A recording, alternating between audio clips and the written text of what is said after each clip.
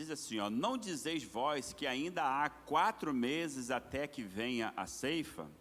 Eis que eu vos digo, levantai os olhos e vede as terras que já estão brancas para a ceifa.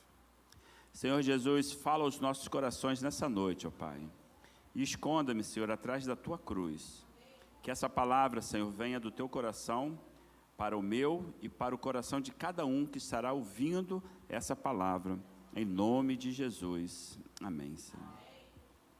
Irmãos, esse texto aqui é muito interessante, ele já foi pregado e repregado várias vezes, né? Creio que por todos os pastores aqui, e aqueles que não são pastores também, né? Possivelmente a irmã Vilma, Ana Paula, porque ele é um texto muito importante. E eu não estou aqui querendo trazer novidades, não, mas querendo relembrar a cada um de nós que estamos aqui no templo, e nós e vocês que estão aí em casa, na sua residência, lembrarmos de alguma coisa importante, que parece, né? Se eu estiver enganado, vocês podem me corrigir sem nenhum problema. Parece que está um pouco esquecido. A evangelização. Hoje, muitas igrejas estão crescendo. Crescendo como? Enchendo de gente. As pessoas saem de uma para ir para outra. Aí uma enche enquanto a outra esvazia. As pessoas estão indo para um movimento que dá resultado aqui, que faz sucesso aqui, outro movimento que faz sucesso ali, mas a bem da verdade é que nem todas as igrejas têm efetivamente realizado a evangelização.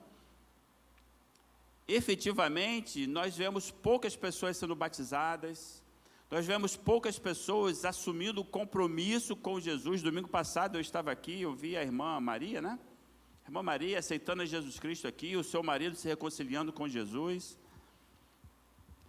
Por que isso tem acontecido? Bom, o texto sagrado que nós lemos, João 4,35, às vezes parece que a gente esquece o contexto desse texto, o que estava acontecendo no momento em que Jesus Cristo fala isso. Às vezes a gente perde a noção real disso daí.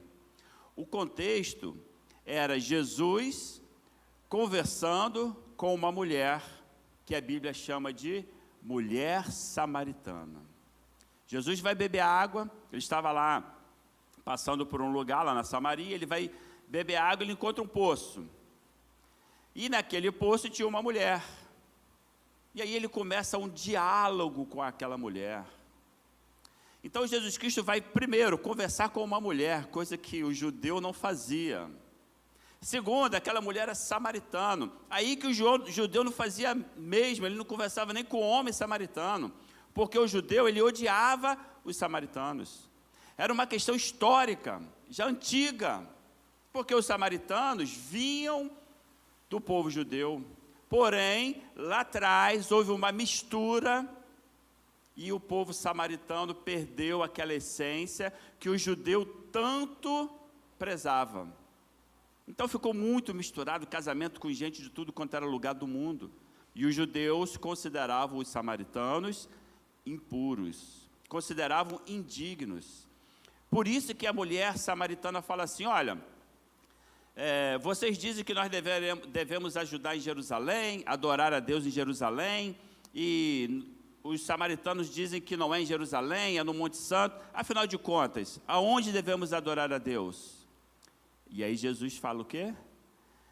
Eis que vem um tempo, e ele já chegou, que os verdadeiros adoradores adorarão em espírito e em verdade.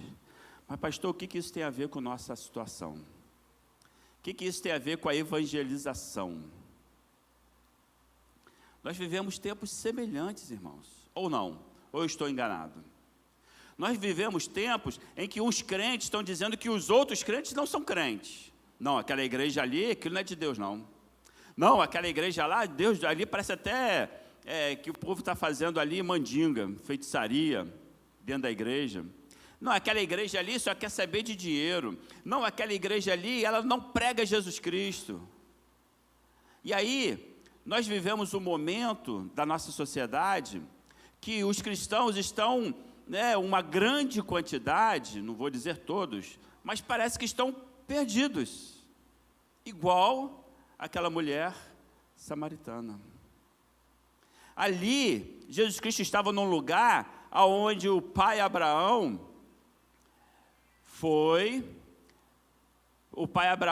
formou a nação, depois veio Jacó, foi para o Egito, foi levado para lá por José, depois os judeus do Egito saíram para aquele lugar que eles estavam ali agora, que era o lugar que Abraão já tinha passado por ali, e ali a nação foi instituída como uma nação, e depois veio a ter o seu rei Davi. Então, todos naquela área eram para ser considerados povo de Deus, mas no decorrer da história, a coisa perdeu o rumo. E parece que é o que está acontecendo hoje. Nós temos aí um país, né, chamado Brasil, considerado parece que é aí na casa dos 40% de evangélico, ou algo mais ou menos nesse nível, por aí. Mas você olha e você não vê uma mudança da sociedade de uma forma positiva. Muito pelo contrário. Se eu não me engano, eu já disse isso aqui uma vez. Se você fizer um levantamento na cidade de Belford Roxo, vai ser difícil até para poder contar quantas igrejas evangélicas tem lá. E hoje em dia, é um lugar que muita gente tem medo de ir, inclusive eu. Por quê? Porque o risco de você ser assaltado é muito grande. Na verdade, eu fui assaltado lá, perdi o carro lá. O risco é muito grande. Aqui, na área que eu estava pastoreando, né, ainda estou, Chapadão, não tem igreja lá? Tem, irmãos, tem muita igreja lá dentro. Só que para entrar lá, você tem que passar por a rapaziada de pistola, a rapaziada de fuzil e coisa e tal, vidro aberto e aquele negócio todo com medo de tomar um tiro. Tem igreja? Tem muita igreja. E a pergunta é, se tem tanta igreja, se tem tanto crente, se tem tanto evangélico, por que a coisa não muda de uma forma positiva? Mas o que nós temos visto é o contrário. A sociedade tem mudado cada vez mais de uma forma negativa. O que é o certo virou errado e o que é errado está virando certo. Você fica perdido até quando você vai falar alguma coisa. Às vezes você vai falar com alguém, não sei se vocês já passaram por isso. Você não sabe se você chama aquela pessoa de senhor ou de senhora. Não é por causa da idade não, hein? Não estou falando por causa de idade. Você não sabe se é homem ou se é mulher. Você não sabe se você vai ofender ou se não vai. Eu já tive situações assim. Mas, e agora? Eu te trato de quê? Tive que perguntar, eu trato de quê? Porque a gente, às vezes, né, alguém que não conhece, novo, não sabe o nome, aí você tem que perguntar, que é para não, de repente, nem ser processado. Nós vivemos tempos difíceis, irmãos. Mas esses tempos difíceis não são novidades. Porque a Bíblia está mostrando que Jesus Cristo também vivia esses tempos difíceis. E o que Jesus Cristo fez ao encarar esse tempo difícil? Sentou e chorou? Não. Nós vamos ver Jesus chorar na Bíblia, mas não por causa disso. Nós vamos ver Jesus tendo compaixão das almas perdidas, mas ele não chorou porque não sabia o que fazer. E agora, Deus, o que eu vou fazer? Esse mundo está de cabeça para baixo. Não. Jesus não fez isso, irmãos. Jesus aproveitou a oportunidade. E ele conversou com aquela mulher, olha, você já teve um monte de marido, e esse que você tem nem teu é. E aí ele foi falando, e ele foi conversando, e aí ele foi apresentando ali a palavra de Deus de uma forma tão linda, de uma forma tão fácil de ser compreendido. E eu não quero entrar aqui na conversa de Jesus com aquela mulher, mas ele trouxe algo de uma maneira tão acessível a ela, que ela pudesse entender que aconteceu algo surpreendente. Alguns versículos atrás desse texto que nós lemos, vai dizer assim, ó. Quanto a mulher, no versículo 28, quanto a mulher deixou seu cântaro e foi à cidade e disse àqueles homens que estavam lá na cidade: vinde comigo e vede um homem que me disse tudo quanto tenho feito. Será este, porventura, o Cristo? Saíram, pois, da cidade e vieram ter com ele. O que essa mulher está fazendo? Evangelização.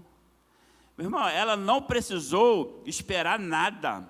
Ela não esperou passar pela classe do pastor Edmilson, de catecúmeno. Ela não esperou passar pela reunião dos obreiros, dos diáconos, para aprender alguma coisa. Ela não esperou vir para a escola dominical para aprender as doutrinas bíblicas ou as doutrinas batistas. Ela não esperou nem ser batizada.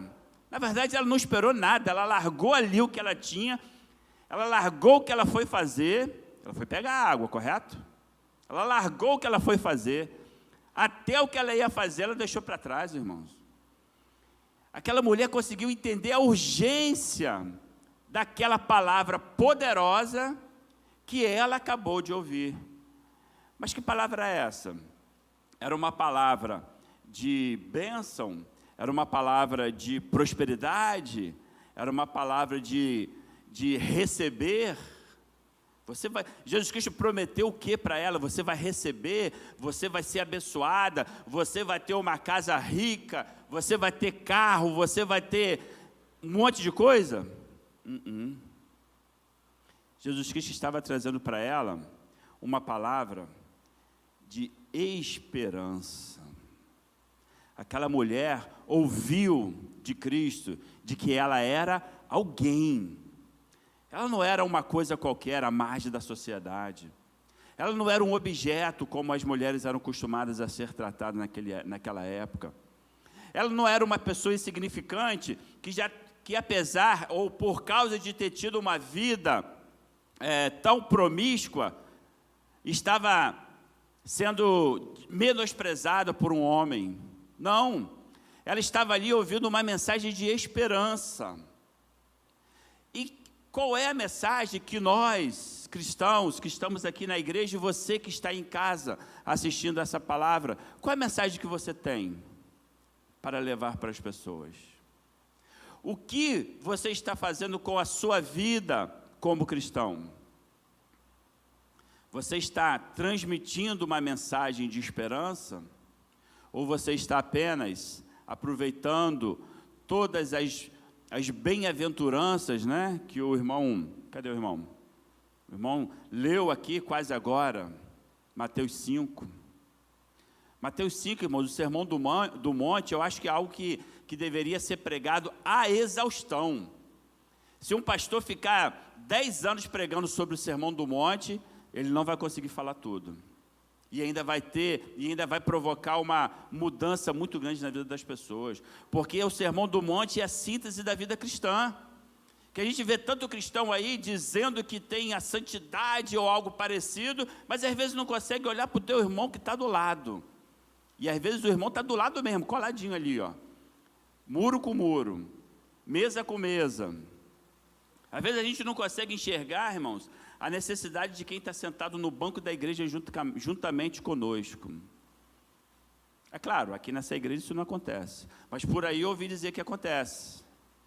A gente precisa ter essa noção de que nós temos uma mensagem de esperança, uma mensagem que transforma a vida, porque parece que os cristãos estão esquecendo disso. Estamos esquecendo de que a nossa palavra, não nossa porque ela é nossa, mas nossa porque Cristo nos deu, porque está aqui, ó, na Bíblia Sagrada, é uma mensagem que transforma a vida. Se eu pedir para levantar a mão, eu não vou pedir, mas se eu pedir para levantar a mão, quem já nasceu salvo em Jesus Cristo, quantos vão levantar? Nenhum, a não ser que tenha alguém aqui que acredita que já nasceu salvo, aí é uma questão pessoal, mas biblicamente falando, ninguém nasce salvo, amém? Todos nascemos como pecadores, e precisamos nos arrepender dos nossos pecados. O pastor deixou isso bem claro aqui domingo, quando apresentou as crianças. Nós não batizamos crianças, porque para batizar precisa crer, e um bebê não crê. Precisa arrepender dos seus pecados, e um bebê nem pecado tem. Mas nós, um dia, eu e você, fizemos o quê? Nos ajoelhamos diante de Deus e pedimos: Senhor, tenha misericórdia da minha vida e faça uma transformação na minha vida. Eu não conheço todos vocês, né? Alguns eu conheço de agora, mas eu não sei como era a vida de vocês antes de aceitar a Jesus Cristo. Imagino que alguns não eram tão santinhos assim, né? Mas o que aconteceu? A água se transformou em vinho. A transformação, a esperança alcançou uma vida. Nós vemos tantos testemunhos aí de pessoas que eram terríveis, que faziam coisas terríveis, e que tinham uma vida terrível, uma vida mal. Mal não porque era o mal que fazia mal para as pessoas, mas mal porque vivia numa depressão, vivia na miséria emocional, vivia na miséria espiritual, escravizado, e um dia foi liberto. Vocês conhecem alguém assim? Se nós fomos transformados por essa mensagem, por que nós não estamos levando essa mensagem para que outros sejam transformados? Irmãos, o negócio não é nem para hoje, irmãos, já ficou para trás, já está para 2 semanas atrás. Já era para estar acontecendo há 2 semanas atrás, no mínimo. Jesus Cristo está voltando. O tempo está curto. E embora pareça que as pessoas não querem saber de Jesus, não parece? Parece que as pessoas não querem saber de Jesus. Como era com aquela samaritana. Parece que ela não quer saber de Jesus, né? Mas por que tu está falando comigo? Eu te dei ideia para tu vir falar comigo? Mas é aí que as pessoas mais precisam. Porque nós já sabemos disso. O homem, o ser humano, foi criado faltando uma peça, irmão. Faltando uma peça, sim ou não, irmão Alonso? Está faltando uma peçazinha, pequenininha. E essa peça, ela só se encaixa, ela só é encaixada, melhor, por Deus. Nada ocupa o espaço dessa peça. É só Jesus que consegue entrar ali, encaixar perfeitamente nesse buraquinho, nesse espaçozinho que existe na alma do ser humano. E o ser humano busca em tantos lugares, e agora está buscando até no universo, né, fora do planeta, a solução para esse vazio. E não encontra. Porque não está lá fora, a resposta não está lá, a resposta está aqui. A resposta está na palavra de Deus. E nós vemos tantas pessoas falar mal dos crentes, falar mal da Bíblia, falar mal de Jesus, negar Jesus. Existiu um filósofo aí, chamado Nietzsche. Nietzsche diz o quê? Por que ele ficou tão famoso? Que ele disse uma frase: Deus está morto. Nietzsche disse isso. Deus morreu. Cadê Nietzsche? Morreu. E a igreja de Cristo? Está viva, mostrando que Deus não está morto. E quantas pessoas têm uma experiência tremenda com Deus todos os dias, mostrando que Deus não está morto. E pelo fato de Deus não estar morto, nós temos que prestar atenção nisso que Cristo falou. Olha só, aquela mulher, a mulher saiu, né, para falar lá com os homens da cidade. Chegou quem ali? Os discípulos de Jesus. E aí Jesus começou a conversar com os discípulos. Eles não estavam entendendo patavinhas de nada, porque não estavam conversando ali com Jesus, né? Não estavam inteirados de tudo que estava acontecendo. Ainda bem, porque eu acho que se eles estivessem ali iam atrapalhar Jesus Cristo, mas tudo bem. Começaram a conversar com Jesus, e Jesus vem com essa, ele está falando de mulher samaritana, aquele contexto, de repente ele traz esse negócio, os campos estão prontos, gente. Tá na hora de fazer alguma coisa. Parece que Jesus está faltando um parafuso, né? Pô, o cara está falando um negócio, de repente ele pula para outro. Mas não é, irmãos, é porque Jesus tinha tanta coisa ali para resolver e para ensinar que não dava para perder tempo. Olha só, vai ter o almoço, vai ter o passeio aí que a Ana Paula, como é que é o negócio da Paula? Vai ter o passeio aí que a Ana Paula está programando, mas a gente tem que fazer evangelização, meu irmão. Vai ter aí o sopão, né? Vai dar, mas a gente tem que evangelizar, meu irmão. Vai ter aí o curso de dirigente, ou já teve? Já teve, mas a gente tem que evangelizar, meu irmão. Nós temos que falar de Jesus a qualquer tempo. Nós temos que fazer a nossa parte. Irmãos, eu me pelava de medo de passar na estrada Rio do Pau, Crisóstomo de Oliveira, Alcobaça. Eu não passava ali, irmão, nem que me pagasse. Não ia. Aí Deus me coloca lá dentro do miolo, lá dentro. E aí um dia eu estou lá com os missionários que foram fazer evangelização lá. Aí o missionário olhou para mim assim, tem um lugar assim, bom para a gente visitar? Tem um lugar assim, desafiador para nós irmos visitar? Aí o Espírito Santo já mandou o raio assim, brum, na minha testa. Pum. Tem sim, pai.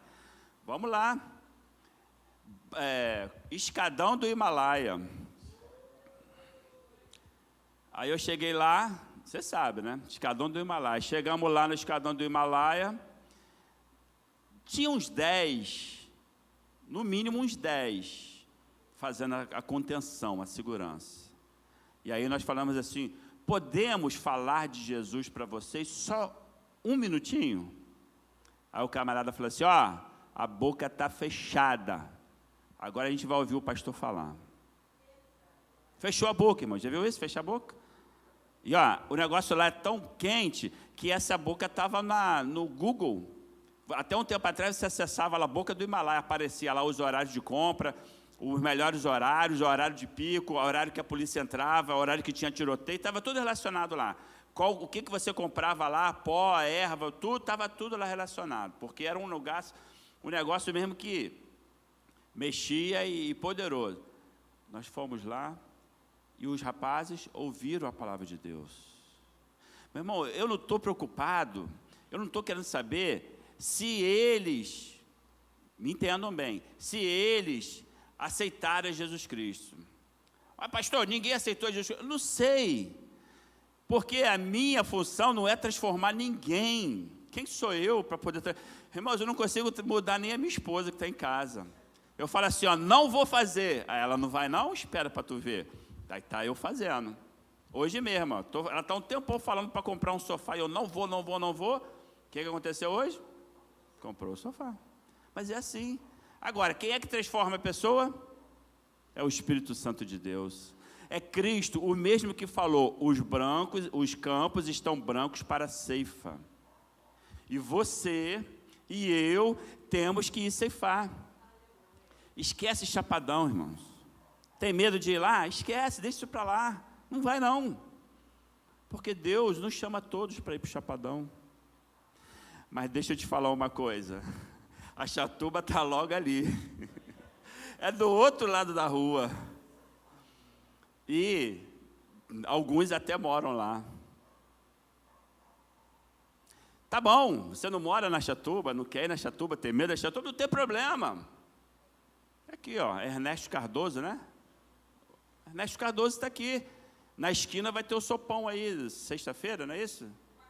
Quarta-feira que vem, está o sopão aqui, irmão. Vem, distribui a sopa. Se você não consegue falar de Jesus Cristo, tem, não sei lá o que você tem, vem para distribuir a sopa e orar, irmão. Passa um álcool antes e traz esse álcool em gel, que hoje está na moda, não vai nem constranger. Traz o álcool. Só faça uma coisa. Pastor, eu não consigo evangelizar, não tenho habilidade. Tá bom, faça uma coisa, venha para o sopão. Estou dando uma dica de ouro. Só faça uma coisa. Se você não consegue fazer mais nada, só faça isso. Venha para o sopão. A hora que vier aquela pessoa maltrapilha, que o povo chama de cracudo, sabe o que você vai fazer com ele? Só uma coisa. Mas ora antes, hein? Dá um abraço nessa pessoa. que você vai ver o que vai acontecer. Se você é uma mulher, abraça uma outra mulher. Se você é um homem, abraça outro homem.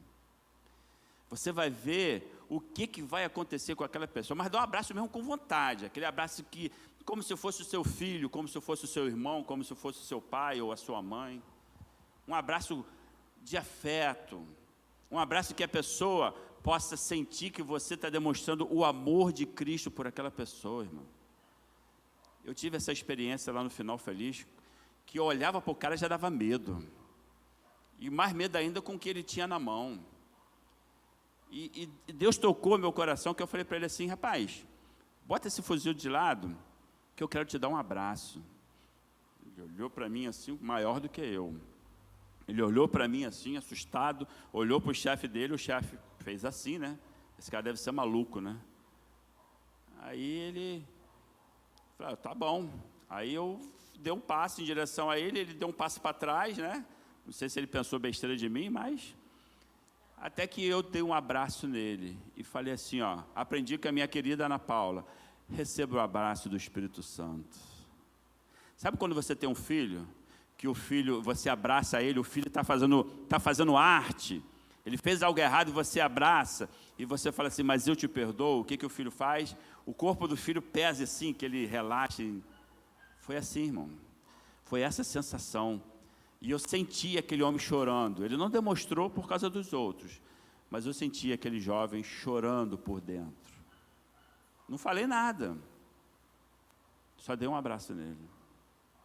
Irmãos, o campo está branco, é muita coisa para fazer, é muita gente precisando ser alcançada com a palavra de Deus.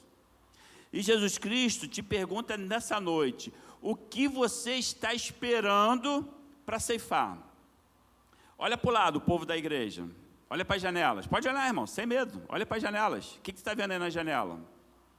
Um monte de bandeira de um monte de país. Só tem país bom, né? Azerbaijão, Senegal, Nigéria, Índia, Jesus, a Coreia do Norte.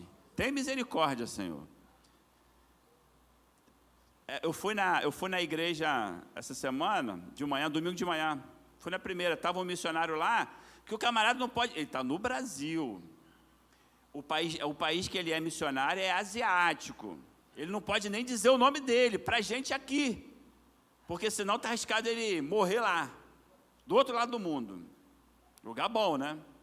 E o homem saiu daqui, da Paraíba, para ir lá para a Ásia, pregar o Evangelho. Mas pastor, eu não quero ir lá para a Ásia. Não vá. Não vá, irmão. Se você não quer ir, não vá. Mas tu pode ter certeza que aonde você estiver, o campo está branco para ceifar. Deus quer te usar. Deus quer te usar para ser um instrumento dele.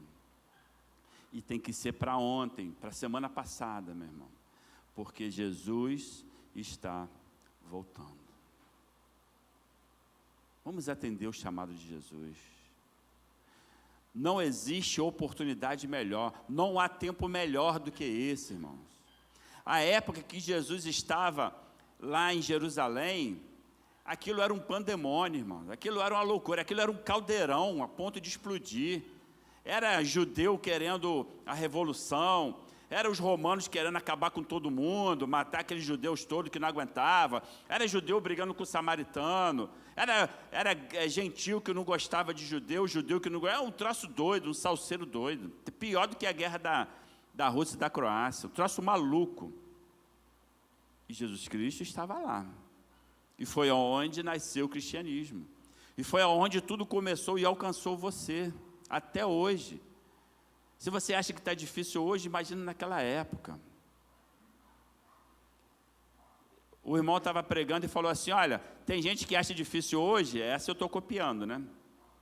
Então vá para Roma, na época logo depois, né, da igreja primitiva, você ia virar o quê? Lanterna em Roma, irmão. Lanterna em Roma, porque naquela época eles amarravam, prendiam, estocavam o cristão, botava lá sei lá o que, um combustível qualquer e tocava fogo. queimava o cristão para iluminar a cidade. Um maluco chamado Nero fazia isso. E depois ele ainda botou fogo na cidade, só para culpar os cristãos, para poder ver se acabava com aquela raça. Nero morreu e essa raça está aí até hoje, em nome de Jesus. Meu irmão, o que você está esperando para ceifar? Não espera muito não. Se você é daqui da 15, né? Depois eu vou falar com o povo de casa, mas você aqui da 15, ali, ó, a irmã Ana Paula está ali, ó, com um caderninho na mão. Quem mais quer do evangelismo, Ana Paula? Irmão Roosevelt está ali, ó, com o caderninho na mão também, ó, só anotando os nomes, ó. Irmã Vilma também, só anotando os nomes. Se bem que a Vilma às vezes anota o nome para quem tinha, né? Mas é outra lista. Está anotando os nomes, irmão. Vai dar o nome ali, vai trabalhar, meu irmão. Vai trabalhar. Mas, pastor, eu já não aguento mais, estou velho. E tu aproveita para trabalhar antes de morrer, meu irmão. Porque depois que tu for para o céu, não dá para trabalhar mais, não. É agora ou nunca. Sim ou não? Nós passamos aí. Está rindo, irmão Lócio? Irmão Lócio, irmão Lócio, o irmão passou a vez da fila para alguém, hein? Eu estou de olho no irmão, hein? A pandemia veio aí, o irmão Alonso driblou para lá, driblou para cá e sai para lá a coisa. E está aí firme e forte, glória a Deus, meu irmão. A pandemia levou alguns irmãos que poderiam estar aqui sorrindo com a gente, trabalhando, mas Deus assim permitiu. E você, por que a pandemia não te levou? Por que esse coronavírus não levou você? Não estou falando para quem é velho não, estou falando para todo mundo, porque teve um monte de jovem morrendo. Um monte de pessoa da meia-idade morrendo. Por que a pandemia não te levou? Porque Deus não permitiu que você fosse para as mansões celestiais. É porque Deus quer você aqui. E não é para ficar cochilando no banco aí, igual às vezes eu faço, né, pastor? Não é para ficar cochilando nesse banquinho, não, irmão. É gostoso esse banquinho. Às vezes eu dou até uma cochiladinha. Mas não é para isso. É para você colocar a mão no arado, sem olhar para trás. E Cristo irá recompensar a cada um de vocês. Olha que coisa linda, olha. Muitos samaritanos daquela cidade creram nele, em virtude do testemunho da mulher que anunciara. Olha o que a mulher falou, ela só falou isso, ó.